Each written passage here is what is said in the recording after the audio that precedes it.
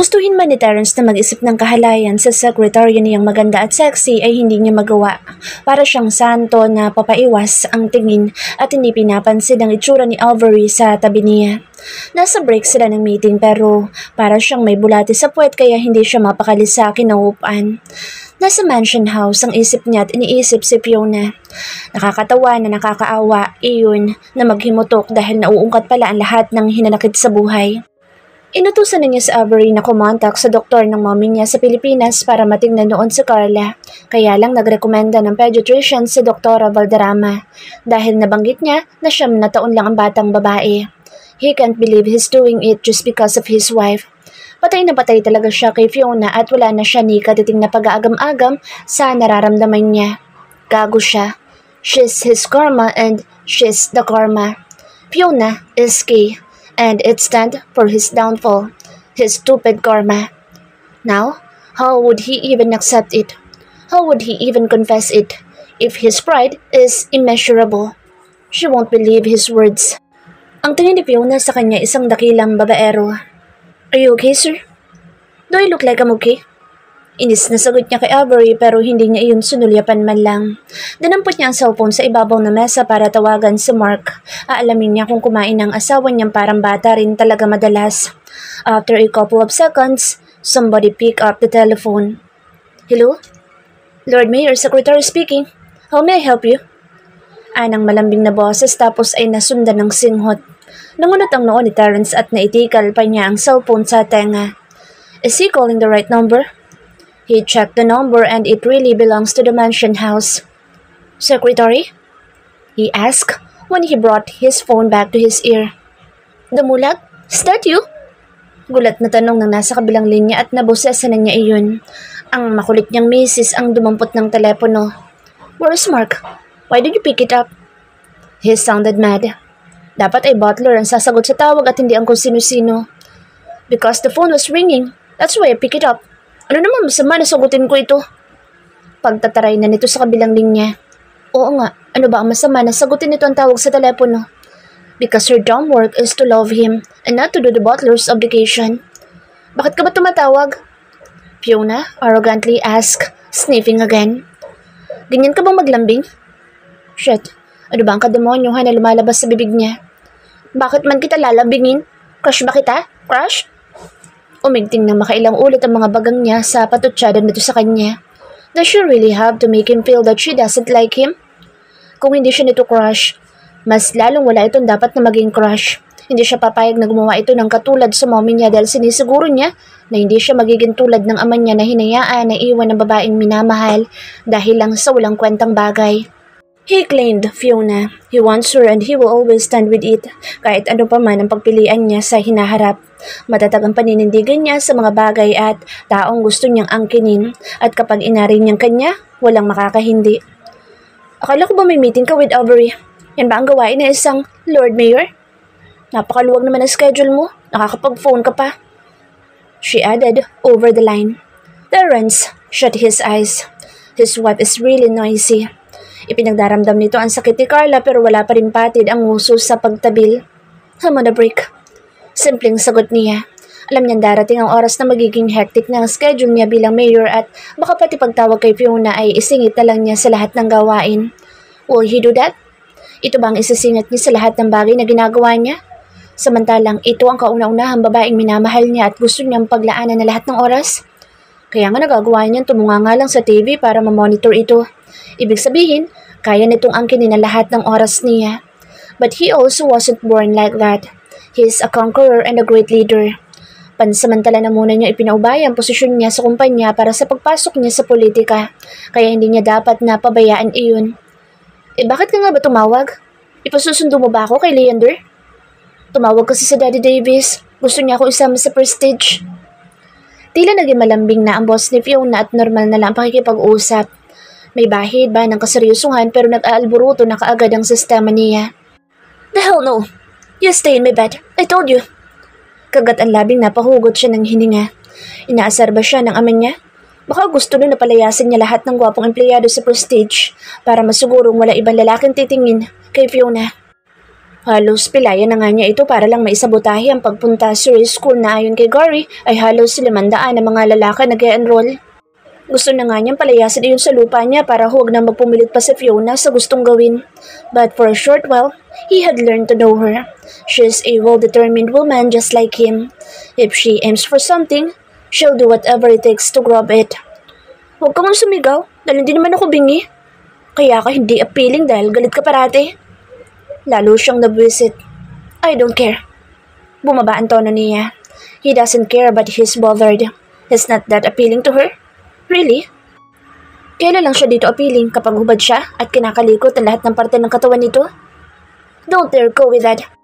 I swear, I'll drag you back to the mansion house. You stay there. I want you there when I get home. You understand? Kinokontrol niya ang paghinga. Gustuin man niya makiusap, hindi niya magawa. God. Napapikit si Terence at nahilot ang sentido. Lahat ata ng santo mababanggit niya kapag ito ang kausap niya. Please. Say please. Turn. He doesn't say please. Please. Para mabibilaukan pa siya lalo na nang humagikik si Fiona.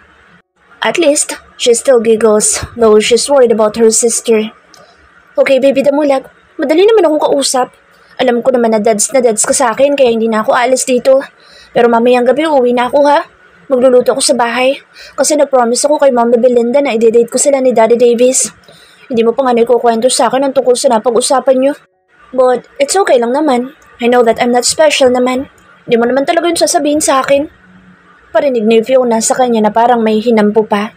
Hindi naman sa ganoon. Kaya lang nasanay siguro siya na mula pagkabata ay wala siyang napagsasabihan. He keeps everything to himself and it's unbelievable that someone beside him already who's willing to listen. Sino ba ang hindi mahuhulog sa tulad ni Fiona na lahat ay kayang gampanan ang papel sa buhay niya? She has a never-ending patience. She's kind. She's like a friend. She's a wife. She's his headache and she gets into his nerves all the time. She's the karma and karma is the love. I'll drive you home tonight. Terence said it as a promise. It's for his parents, and though he already stopped believing in the miracle of love, he still knows that deep inside his heart, he deserves to see his parents married once again. Kung ang mga gago lang niyang kapatid ang dahilan ng lahat ng kalungkutan ng mga magulang niyang nagmamahalan, baka may chance pa na matupad ang kahilingan niya. If it miraculously happened to him, though he stopped believing in what love could even do, why couldn't it happen to his parents once again? Perhaps, with the help of this lady on the phone again. She's like a matchmaker anyway, but when it comes to him and her, he's the matchmaker. Wala na itong iba pang pupuntahan kung hindi sa kanya lang, kahit na wala itong tiwala sa kanya. Sige, ihatid mo ako tapos tulungan mo na rin ako mag-prepare. Baka naman may time ka kahit mga 1 oras lang sana. Ani Fiona at parang sumigla ang boses sa linya. I have time, but I won't do it if you will not eat your breakfast, little hard-headed. Tumikwas ang labi ni Terence kasabay ng paggalaw ng mga mata niya dahil sumisenyas na si Avery na tapos na ang coffee break. Huh? Paano mo alam? Believe me, I have ways to know. He just presumed it actually. Umiyak ito nang umalis siya at alam na niya ugali nito na hindi ginagalaw ang pagkain kapag masama ang loob. Hindi nga rin niya namalayan na kilala na pala niya si Fiona. He never noticed it at first, but now he knows her styles and everything about her. The only thing that he doesn't know are the things that could upset her. Or does she even get upset? Hindi siguro ito naiinis. Masayahin kasi itong babae at parang andaling pasayahin. Parang bigyan nga lang ng candy ay ngingiti na parang nakarating sa langit. Sige, kakain ako ng breakfast basta yung promise mo ha? I keep my promises, wife. Believe me, as well that if I desert anything or anyone, there is no escape. Oo na. Bye. Kakain na ako. Salamat pala ha. Tumawag sa akin si Mommy Belinda at sinabi niya na naikuha muna ng doktor si Carla. Humikbi na naman ito ng saglit na mawala sa linya. Terence just waited for a brief while. He's so proud of himself. At least, he feels like he's doing the best thing that a husband must do to make his wife feel better. At least, to lessen all the stupid things that he did to her. Hindi mo sinabi sa akin. Thank you. Gold na talaga kita. Shit, pangatlong beses na nitong sinabi na mahal siya. Oo, mahal siya dahil pakiramdam nito ay bumabait na siya. Gusto lang niyang sabihin nito na mahal siya at bilang asawa at saka siya magsasalita dahil gusto niyang masiguro na buo na ang tiwala nito sa katapatan niya.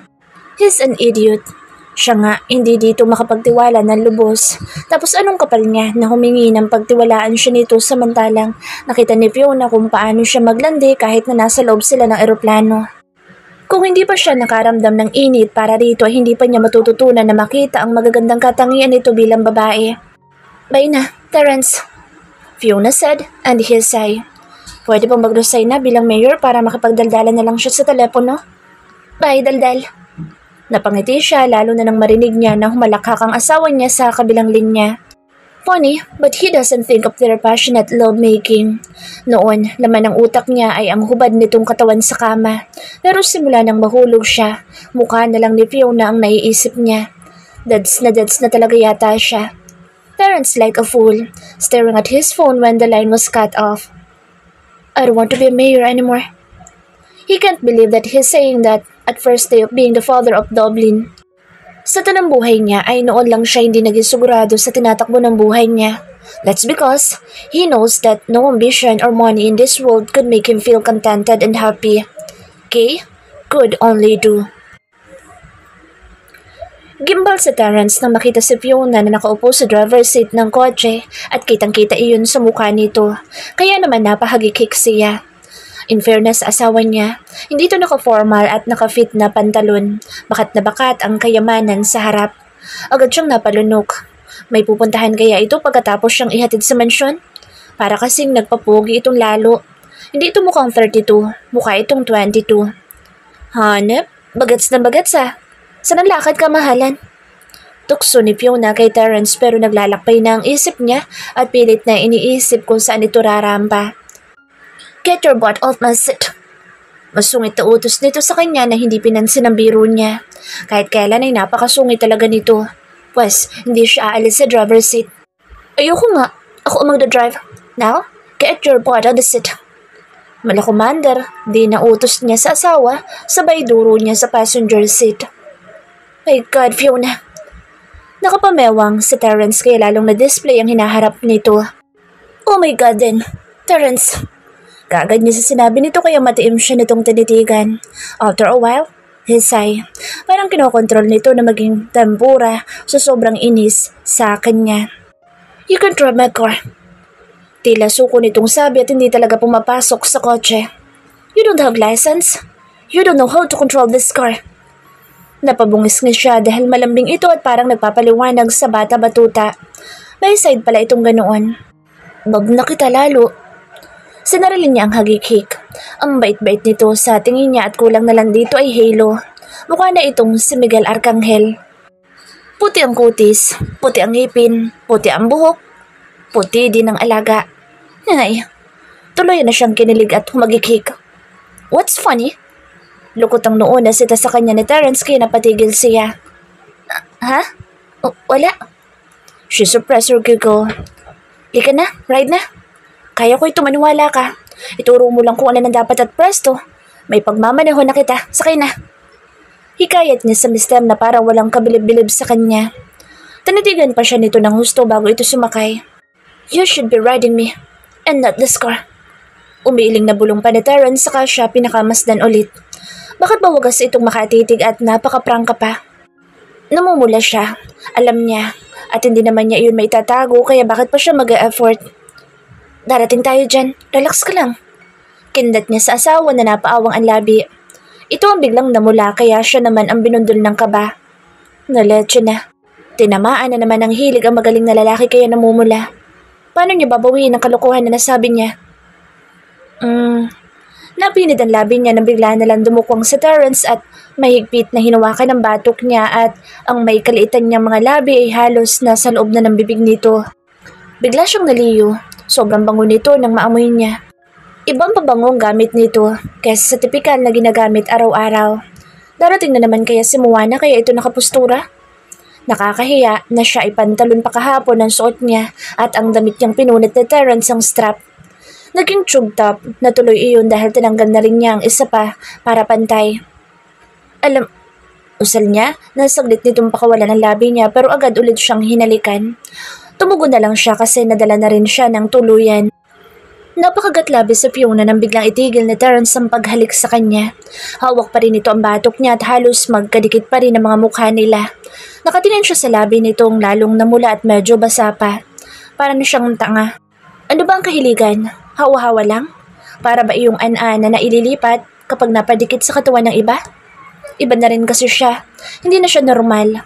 May mga pagkakataon na nagiinit ang katawan niya at may hinahanap siya.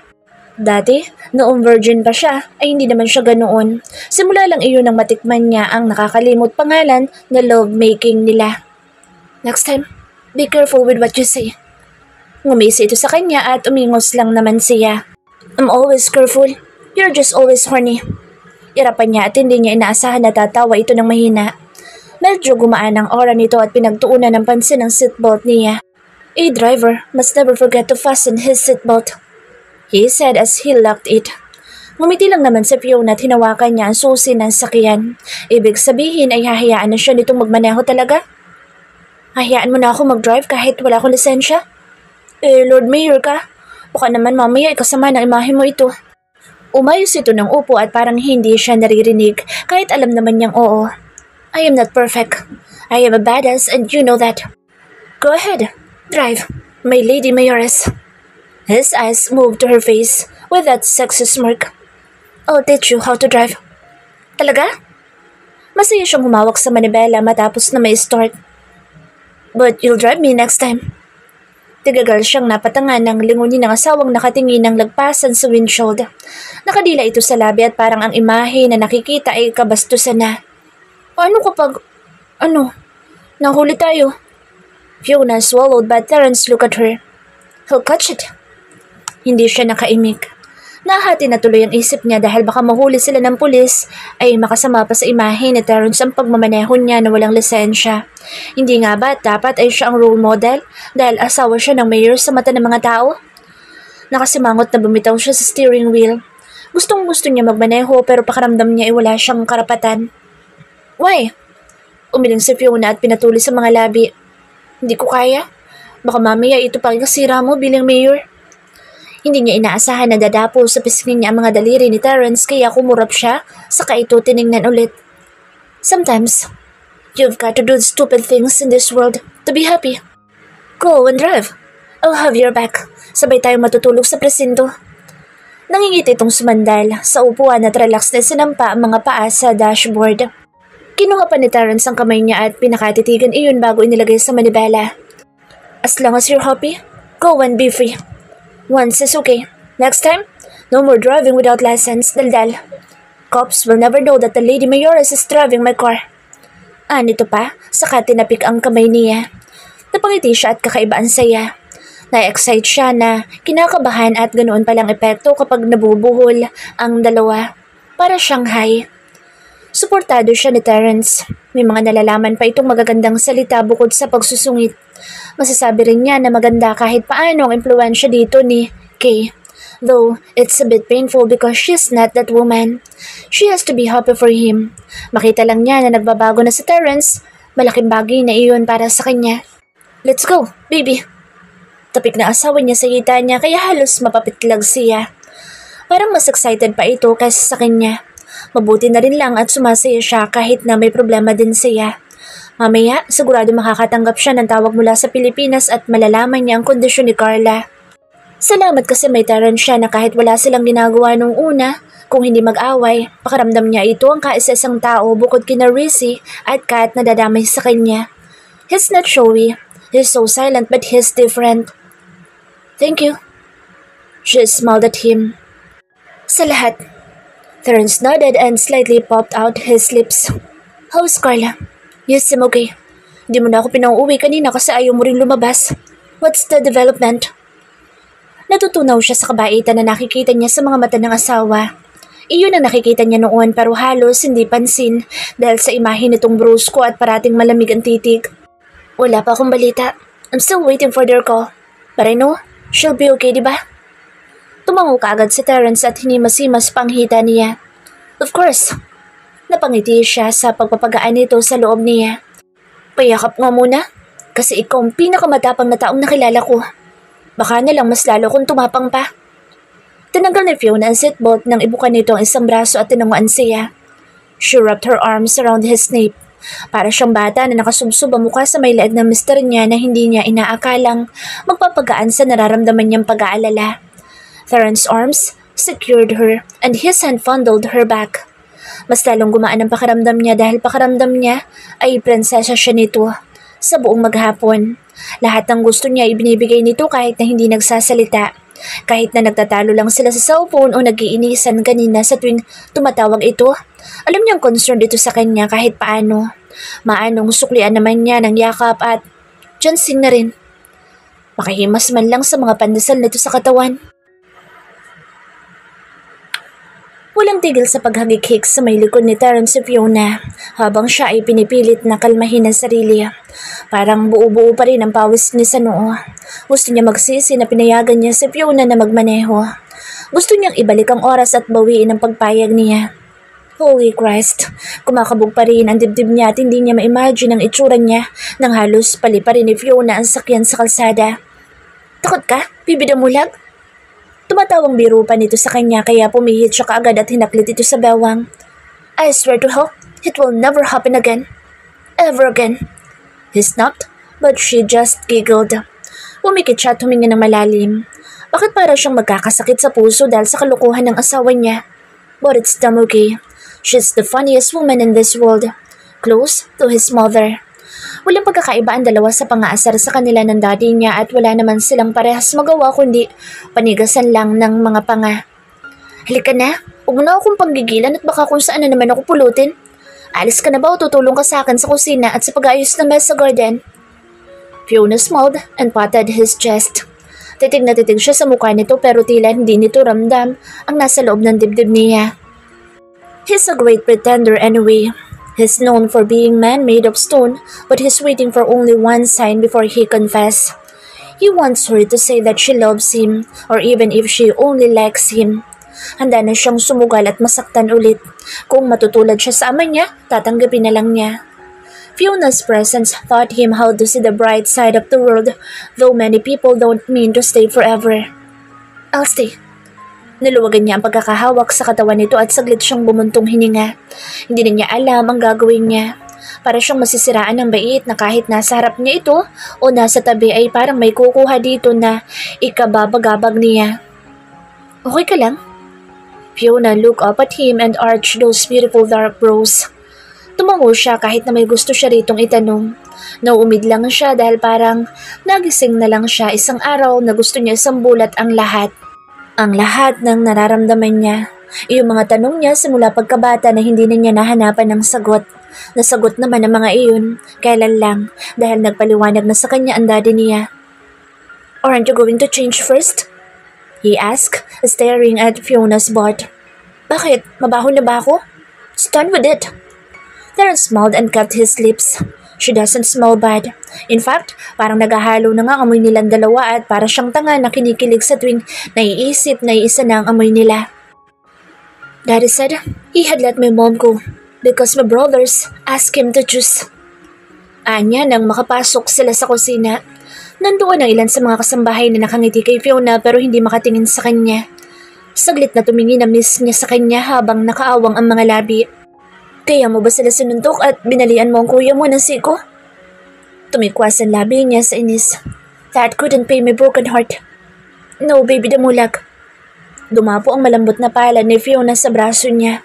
Kahit patayin mo siya, hindi nun mababayaran ang sakit na nararamdaman mo. You have the power and cure to your broken heart. Only you can mend it. The healing starts with you and not from the people around you. She speaks like an angel, and that's the attitude of her he had first noticed. She knows when to talk like a real angel, despite her sassy personality. Tumalikod dito at lumapit sa ref kaya sumunod naman siya. Kinuha niyang stainless basin sa ibabaw ng island counter para sambutin ang lahat ng kukunin nito sa loob ng fridge. Hindi lang nito alam kung gaano siya kasaya na naghahanda ito ng ganoong date para sa mga magulang niya. Di ba nga dapat ang pagmamahal ay galing sa sarili mo muna? Kaya dapat galing din sa iyo ang pagpapagaling sa sarili mong sama na loob. Kahit nabalian mo man ng leeg si Kuya Sungit, hindi na nun maibabalik ang mga araw na nawala sa mga magulang mo. Ang mahalaga ay yung ngayon at yung hinaharap. Believe me, that happened for a reason. Mahirap intindihin ang mga bagay na nakakasakit pero may dahilan ang lahat. Ako nga, namatay parehas sa mga magulang ko pero pinilit ko pa rin hanapin ang rason kung bakit yun nangyari. Siguro, tinuruan ako ng pagkamatay nila kung paano maging responsableng ate sa mga batang naiwan sa akin. Ikaw, pumihit ito matapos na maglagay ng karneng manok sa hawak niyang lalagyan. Hindi mo lang tinignan ang rason kung bakit nagkahiwalay ang mga magulang mo. I don't see any good reason. My brothers were so selfish.